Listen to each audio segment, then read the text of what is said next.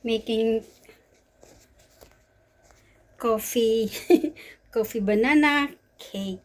Tapos yung toppings is nilagyan ko ng chocolate. Grated chocolate and sliced chocolate.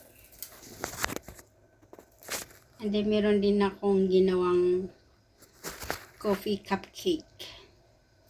Banana coffee cupcake. Ito siya, banana coffee cupcake.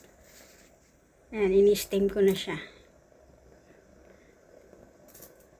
8 minutes remaining time until it cook.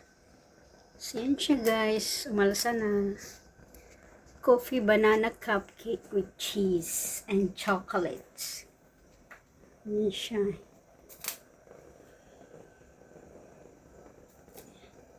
Namumush yung water.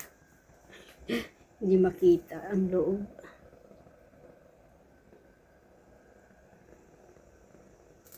Oh my.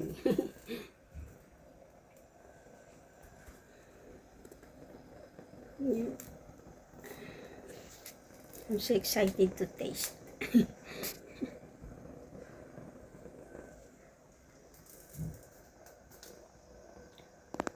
Lumabas yung cheese.